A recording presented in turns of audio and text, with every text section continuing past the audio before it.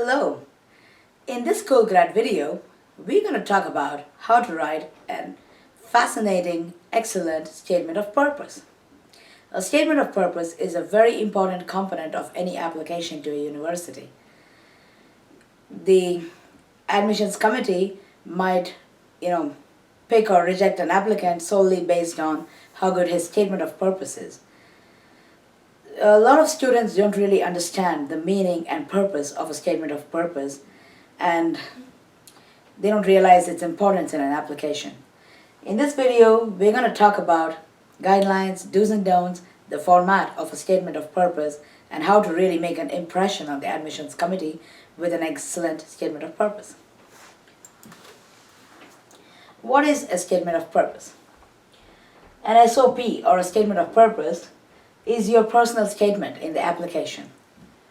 It explains who you are, your academic background, what triggered your interest in this field and how you pursued it, your professional interests, your relevant courses, projects, and research, why you wish to pursue this program at this particular university, how your research interests align with the research interests of the faculty members of this department, your future career plans, your extracurricular activities, and most importantly, why you wish to pursue this program at this university at this point of time. It need not be a bold statement of facts, in a standard format. It can be written as a very interesting story. And you can make it interesting through anecdotes and quotes and, interesting personal experiences. Make it really, have a strong impression on the admissions committee, something that sets it apart from the other thousands of statements of purpose that they receive. Is an SOP mandatory and important?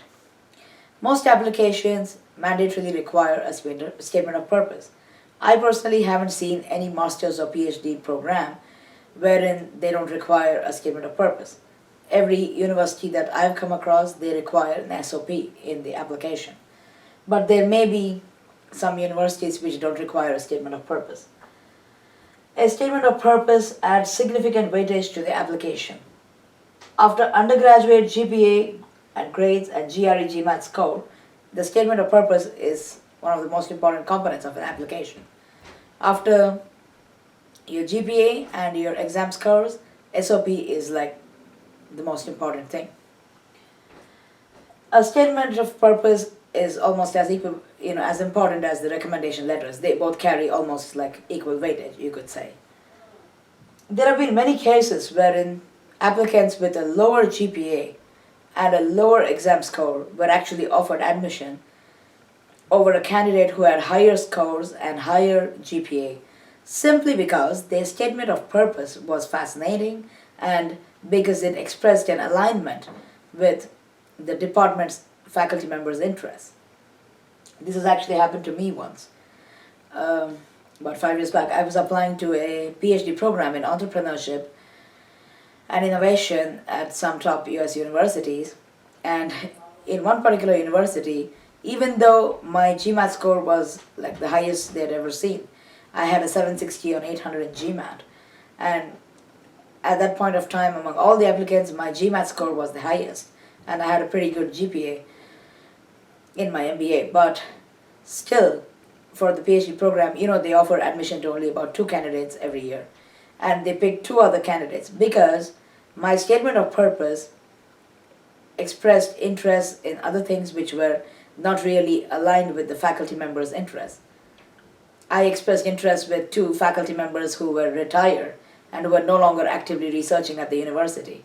And I also expressed that I had a lot of interest in teaching the younger generation and stuff. They don't really care about teaching. PhD is all about research and entrepreneurship.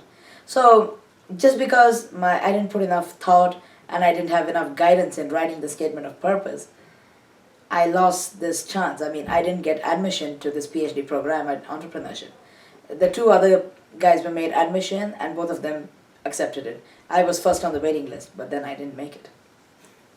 So you probably try now understand how important a statement of purpose is. And every component of a statement of purpose is so important. In one of my other videos, I'm actually writing a statement of purpose step by step, and you can actually write one while I'm writing it. But in this video, we're going to talk about the general guidelines, format, do's and don'ts. Length of a statement of purpose. SOP must usually be 1 page, 1.5 page, or at most 2 pages in length in a standard Word document using size 11 or 12 font and with single or 1.2 line spacing between the lines. So just because you want to condense your statement of purpose to 1.5 or 2 pages doesn't mean you can use a 6 size or 8 size font, which is so difficult to read. You can of course make the margins narrow and use more real estate space on the Word document, but you have to use at least 11 or 12 size font, and usually preferably use a font like Arial, which doesn't have feet. Like this font here is Arial and it doesn't have the feet at the end, at the bottom and the top, which makes it easier to read. Statements of purpose usually have at least 8 to 10 paragraphs, and they must be very coherent in a smooth flow. There is absolutely no need to write more than a 2-page long statement of purpose. It can be actually annoying for the admissions committee. So remember that the admissions committee is sitting there in the room locked up from morning till evening, and they're reviewing hundreds of applications, hundreds of statements of purpose. So for say MBA program at Stanford or Harvard, they get about 7,000 to 8,000 applications, I guess, and the acceptance rate is only around 10%. So they pick about 700, 800 students. So they have all these thousands of statements of purpose to read, and if you have a SOP that's more than 2 pages long or even more than 1.5 pages long, it's going to actually annoy them. And when the competition is so fierce, they just need the slightest reason to reject an application and pick some other application. They don't have to give you a reason for rejecting. They can just say we had more qualified, better candidates. So you have to go all out and pay attention to the minutest details to impress the admissions committee. Details in an SOP. So use crisp and concise language and avoid making it too wordy. You don't have to try and impress them by using really high-sounding, big words, which are really difficult to understand. They're so difficult that maybe the admissions committee might never have heard of them. They have to look it up in the dictionary. I mean, that's not really the best way to make an impression on the admissions committee. You can use common words, but use crisp and concise language to make it impressive. Write it in active tense instead of passive. So you would say, I have been studying this from past 6 years, instead of saying there was something that happened 6 years ago which triggered this passion in me and made me pursue this. So, write it in the active tense, simple, clear language. Like, for example, you don't have to make it wordy, beating around the bush. So a simple way of saying it would be don't walk on the grass. A complicated way would be walking on the grass is prohibited. So make it easy to understand. So you don't have to use uncommon words just to make it sophisticated. Use a clean layout with left aligned or justified alignment of text. So text should not be center aligned or right aligned, but left aligned or justified. Preferably justified. That makes it easy to read, looks nice. Use a lot of white space. So between the paragraphs, there should be at least 6-point space and adequate margin space. So use a lot of white space. Don't make it difficult and disgusting to read. And use at least 6-point spacing between the paragraphs for easy reading.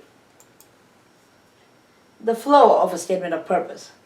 Start with a catchy opening statement. So out of these thousands of statements of purpose, yours must be set apart. The admissions committee must somehow remember the statement of purpose. Your background and qualifications in this subject. Courses, research, projects. So what qualifies you to pursue a master's or PhD program in this discipline? You have to have enough background knowledge. So talk about the courses you have taken in this discipline and how well you performed in them, what projects you have executed, what research you have done that qualifies you to further your interest in this subject. What triggered your interest in this field and how you pursued it? Why you wish to pursue this particular program at this particular university? Why this university? So don't just say, It's in Los Angeles, and all the Hollywood actors are in Los Angeles, so I wouldn't want to be in Los Angeles. Come on, that's stupid, right? Talk about how your interests align with the faculty members of this particular university, and how this university gives you the best opportunity to pursue this program, and how the prospects are really good for you, and how you can add value to their department. How your research interests align with the faculty members of this department. What career options you plan to pursue after graduating from this program. Briefly describe relevant extracurricular activities, achievements, awards, recognitions, etc. Conclude with a strong reason as to why the university must select you for this program. Make them feel like wanting to offer you admission over all the other thousands of applicants. You can also start with a summary of your aspirations, what draws you towards this program, what your future aspirations are, and then write the catchy paragraph about what inspired you to study the subject. Maintain a smooth flow in the statement of purpose. So, contents must always flow smoothly, remember. Avoid this kind of irregular flow shown below. So, don't write it in this, pattern where it's like jumping all over the place between, like you open and then you talk about your early interests, like as a teenager, as a child, how you were really interested in the subject. And then you talk about your future plans, what you want to do after you graduate. And then you talk about, again, come back and talk about your background work, what courses you've already taken in this subject. And then you talk about your extracurricular activities, which is a digression. And then you talk about your research interests at this university. And then you talk about your biographical details, which is from the past. And then you talk about the trophies you won as a teenager. And then you talk about your future career options. And then you talk about why you want to pursue this program. So it's like jumping all over the place, from the past to the future to the present, past, future, present. It's like jumping all over the place. So that's not good. Talk about something catchy in the beginning, and then your background so far, what you have done. And then talk about why you want to pursue this program. Then a little bit about your extracurricular activities, and then about your future plans. And then make a strong conclusion which makes them want to offer you admission. Experience and future plans. Explain what you've been working on in the past few years and what is your greatest achievement. So if you won some leadership award in your company, you can talk about that. Or if you published a research paper or worked on an exciting project or developed a mobile app, you can talk about that. Explain how you demonstrated leadership in some critical situations and saved the project and gained appreciation. So if you stepped up and saved a situation, and if you were recognized and awarded for that, that is something that the admissions committee would like to hear about. It demonstrates the right attitude and leadership.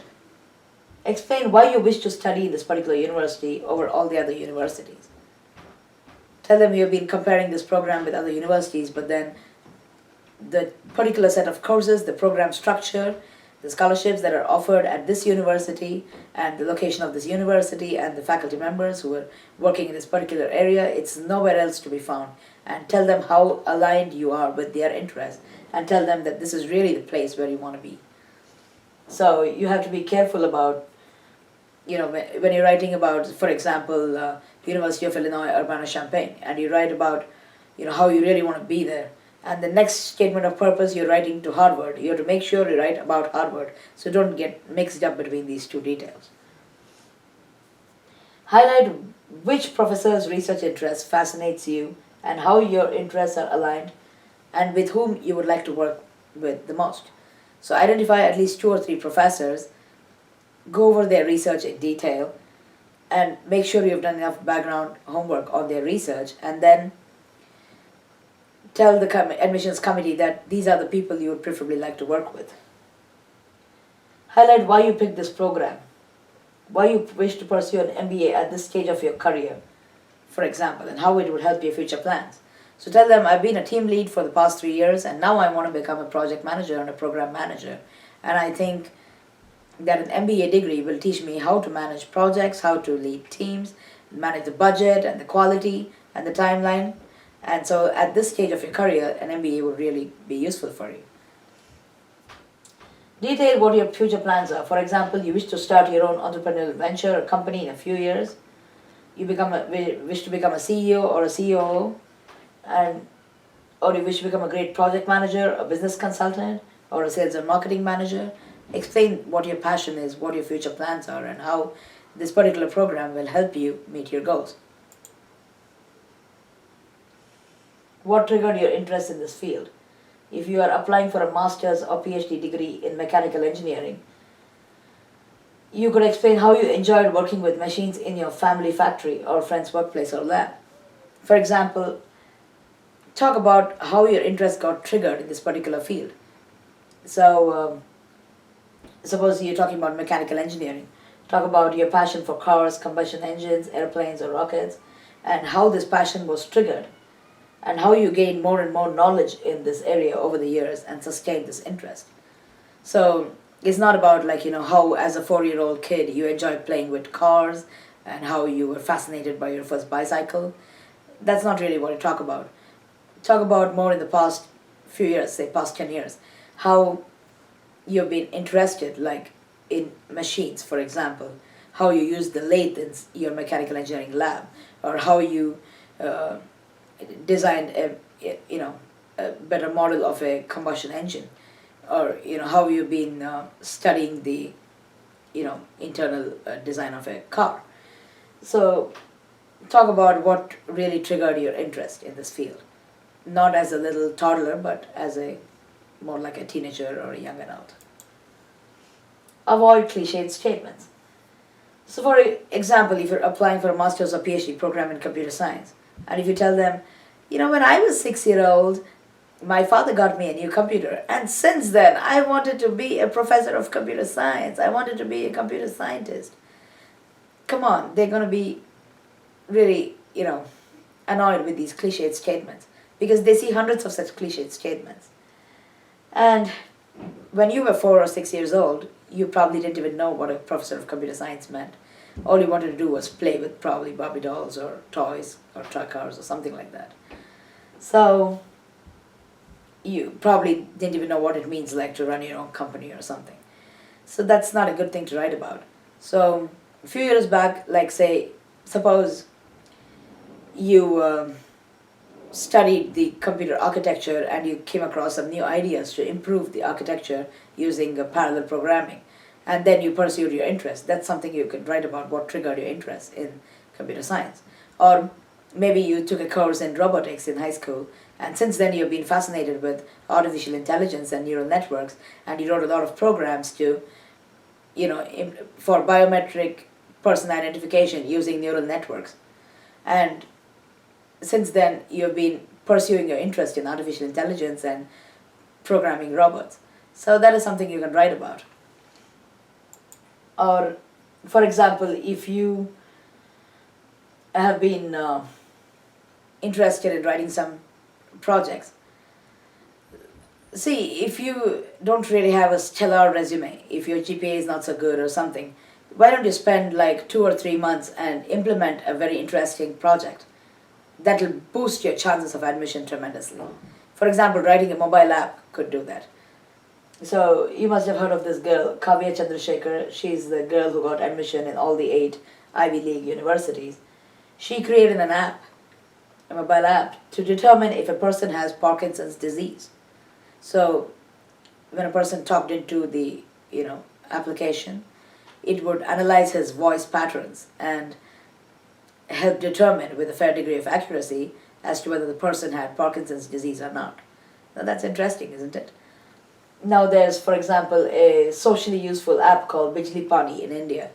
So if a particular area is out of electricity, it allows all the residents of the area to directly send messages to one of the top members of the electricity board, and then they would know that a lot of people in the area have a power outage, and they would come and attend to the problem. It's the same for water problems. So why don't you invest a few months and create a cool app or a program in the subject of your choice, and if you put that in your resume, that actually boosts your chances of admission. You could get it, reviewed by a professor and certified too. There are also so many things that you could do to boost your profile. And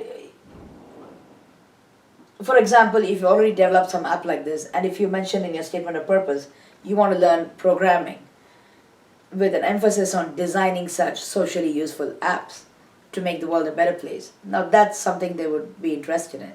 Instead of saying, since I was 6 years old, I wanted to be a computer scientist, and here I am, I have this chance, I want to be one. If you talked about how you've written some apps and how you want to, actually have some ideas to make socially useful apps, that's something useful. What to highlight? So if you wish to pursue an MS program, describe in what stage of your career you are right now, how the additional technical and research knowledge will help you progress in your career, etc. And for example, if you're applying to a master's in computer science program, tell them you want to be a great programmer after this, or you want to be a compiler designer, or you want to become a solutions technical architect after this, or you would probably like to become a business systems analyst. So talk about your future plans. Highlight 2 or 3 subjects that excite you and in which you wish to gain deeper knowledge. For example, you're interested in compiler design, artificial intelligence, and distributed systems. Talk about the ideas you have for research and how it aligns with the faculty members' research. Now that will surely boost your chances of admission. Emphasize research interest. So even if you're applying to a master's program, if you talk about your research interests and how you potentially would like to continue to do a PhD and become a researcher, your chances of admission are greatly enhanced. PhD is all about research, okay? But even at a master's level, if you demonstrate an aptitude for research, and if you're going to be helpful in the professor's research, then your chances of admission are significantly boosted. Remember that these professors at the universities have their full-time jobs, their careers. They have their own interests and goals. So these professors, they have to publish a lot of research papers, perform experiments, and they come up with protocols, and they have to publish research papers, and they're paid for their research, and they also have to get grants for the university.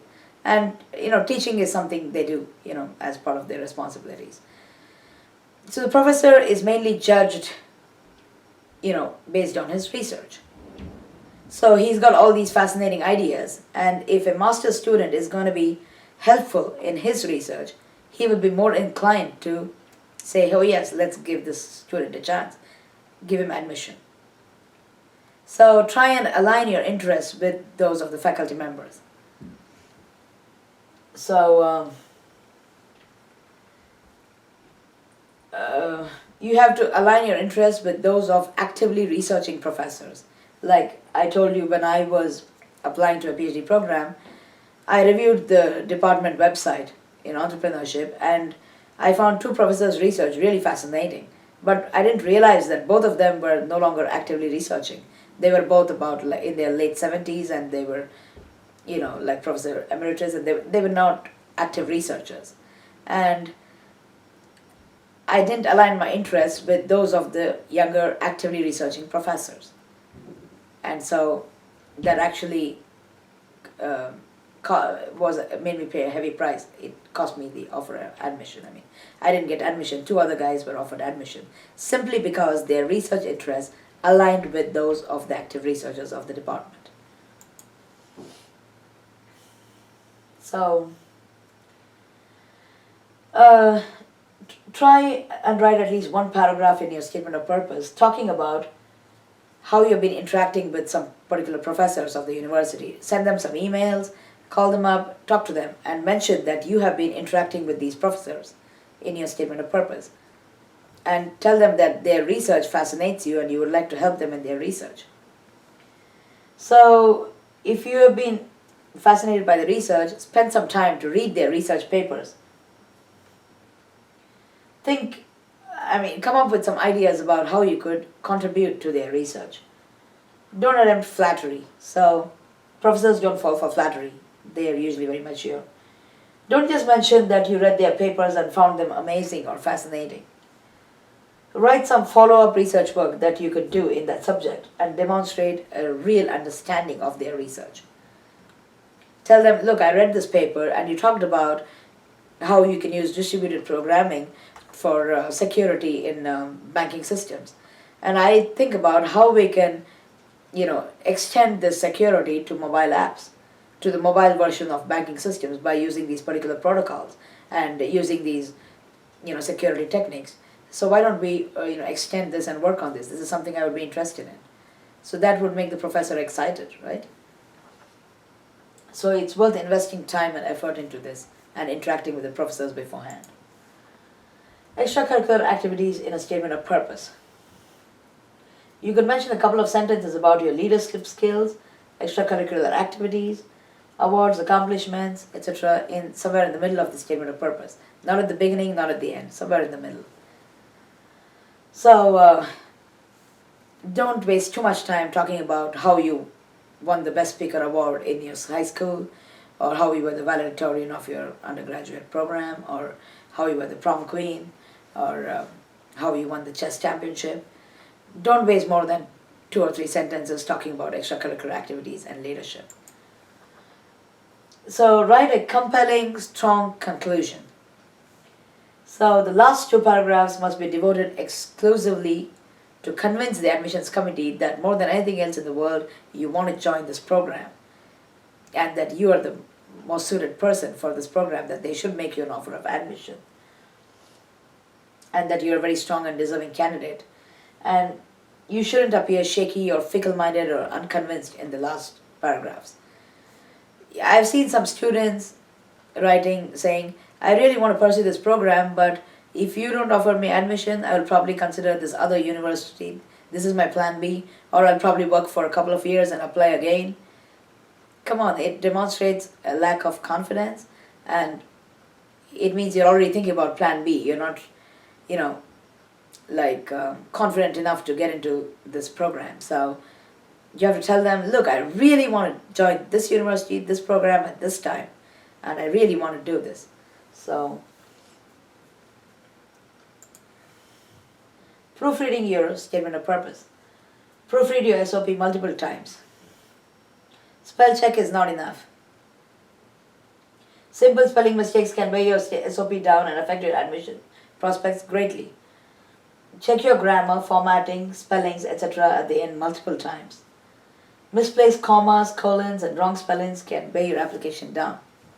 I've seen some students who are really bright applying to top universities think, hey, come on, they know, they can see my transcripts, they can see my exam scores, they know that I know good English. So even if there's some grammatical error or a misplaced comma or a semicolon, they're not going to care. They're not going to think I'm stupid because they know I have good grades. That's not the way it works. It's about how much effort you put in making a perfect, a very impressive statement of purpose. If you didn't even bother to check the grammar on your statement of purpose, if you didn't even bother to check your spellings, it reflects callousness and carelessness and indifference, which can significantly weigh your application down. You have to go all out and impress the admissions committee. There is such fierce competition, and you have to really, check all these minute details before you submit your statement of purpose. It's important to have your SOP read by a few fresh pairs of eyes. So have it read by a few friends and relatives, new people, because they can find some mistakes which you probably missed. Funding. So never talk about funding in your statement of purpose. Don't mention that you will not be able to join the program if you don't get funding. The university is doing you a favor by offering you admission. And you can't demand funding in your SOP. And you can't make statements like, I can only join this program if I get funding. And, they may just reject your application because you requested funding. And they may think you don't have the financial stability to pursue the program if they don't offer you funding. So they might as well pick somebody else. It can actually backfire. So don't talk about financial constraints, don't talk about funding in your SOP.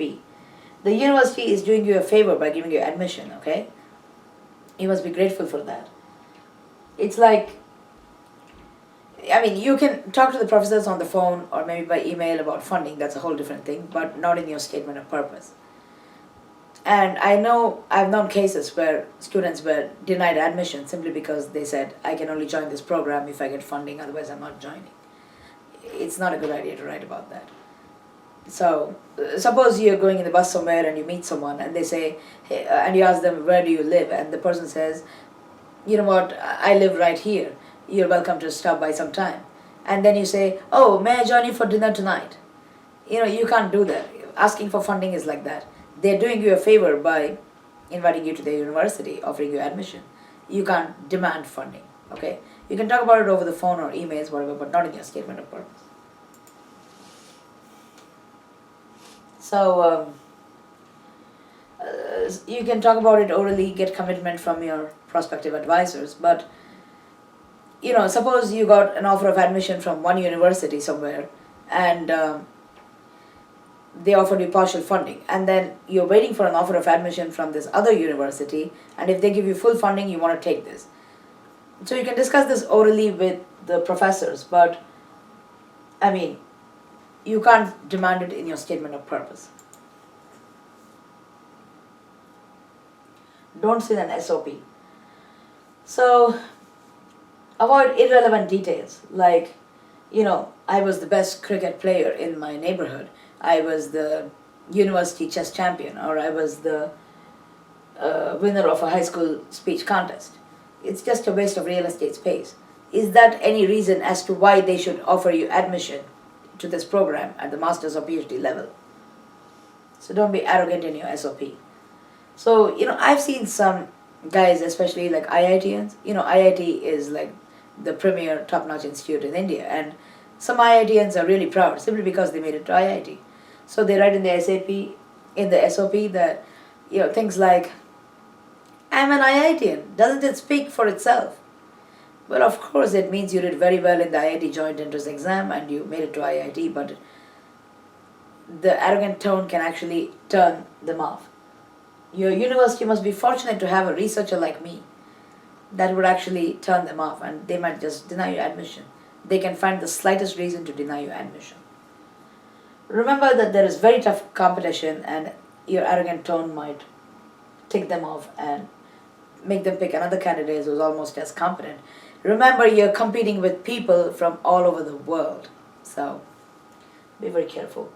Don't try to evoke sympathy by emphasizing too much on your financial problems or your gender-based discrimination or your family problems, personal problems. Don't try to make them give you admission by emotionally blackmailing them. Don't try to evoke sympathy. That doesn't work. So don't waste precious space talking about other people's work and how it inspired you. Suppose your best friend or your team member did some fascinating work and got a lot of recognition. Don't say, hey, you know what, I know this girl and we worked together. I mean, we worked on different projects, but this project she became world famous and this is what she did, and talk about all the things she did. So that's a waste of time talking about somebody else's work. Think about everything you write in your SOP. Is this some reason as to why the university must give me admission to this program? Why should they give me admission? Because my sister is a world famous scientist, or my uncle is a Nobel laureate, or my neighbor became very famous at Microsoft because of this research? No, what have I done to deserve this position? That's all you need to talk about. Don't waste too much space in quotes from top scientists, philosophers, etc. A one-liner is okay, but if you're wasting a whole paragraph in quoting somebody else's famous quotes, it's a waste of real estate space, precious space. So don't waste time on that. Avoid repeating yourself. So it annoys the admissions committee if you keep repeating what you say. Don't mention any health problems such as depression, arthritis, hormonal imbalances, how you battle cancer, etc. unless it's really relevant. That won't boost your chance of admission. It might actually work against your favor. So if you tell them, for example, you might have left your particular program incomplete because you fell into depression, that your parent died or something, and then you can tell them that it was a one-time thing, it won't happen again. But believe me, it might actually work against you. They might think this person cannot control his emotions. How can I be sure it won't happen again? So, unless it's absolutely necessary, don't mention your weak points. It's like hanging out all your dirty laundry out there, in front of them. So, if there is a particular time when you left a course incomplete or you got low grades that needs to be explained, then you can explain it briefly, but unless it's absolutely required, I wouldn't encourage you to do that. Final check. Always write your own statement of purpose. If your GRE GMAT score is low and your GPA is not too good, but you have a spectacular, mind-blowing statement of purpose with perfect grammar, the admissions committee will actually do an extensive check for plagiarism and verify that the actual SOP was actually authored by you. Or they're going to be strongly inclined to believe that you got your SOP written by somebody else by paying money or something. Last minute checks. Make sure you're addressing the SOP to the correct university, program, and professors. So if you're submitting the application to Stanford and you write about Harvard, you're screwed. So avoid very costly mistakes such as, I request you to consider me for admission to the prestigious Masters of Science and Computer Science program at Stanford University because the professors here are performing amazing research and I eagerly look forward to studying at Harvard University.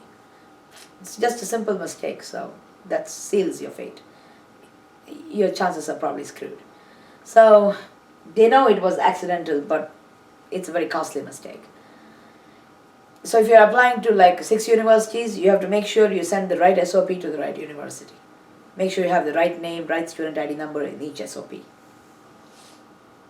So there are some sites online such as statementofpurposesample.com where you can write your SOP and get it critiqued. There are people, if you pay them, they critique your SOP. Typical format of an SOP. So, catchy opening statement, what triggered your passion for this field of study, how you nurtured that passion over the years, that's important.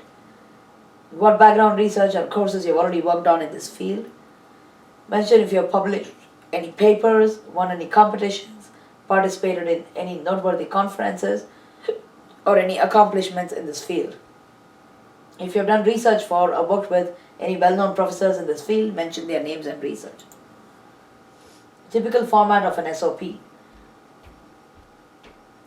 This is a continuation. After that, you talk about extracurricular activities, accomplishments that demonstrate leadership, integrity, or success. Explanations about how you overcame setbacks or problems in your education or life, if needed, only if absolutely needed. Why you have chosen this grad school. Mention 1 or 2 actively researching professors and what specific areas of research or the program particularly appeal to you. Compelling statements, in conclusion, that must make the admissions committee want to offer you admission over all the other hundreds of applicants. So tailor SOPs for each university. Look at the researchers in each department, in each university, and why this particular program at this university appeals to you, and tailor it specifically slightly differently for each university. For more university, there is a link here, uni.edu. Go to Coolgrad up statementpurpose.htm. There's a link here which you can look at and visit.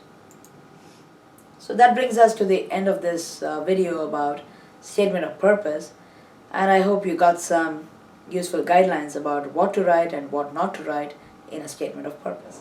Thank you.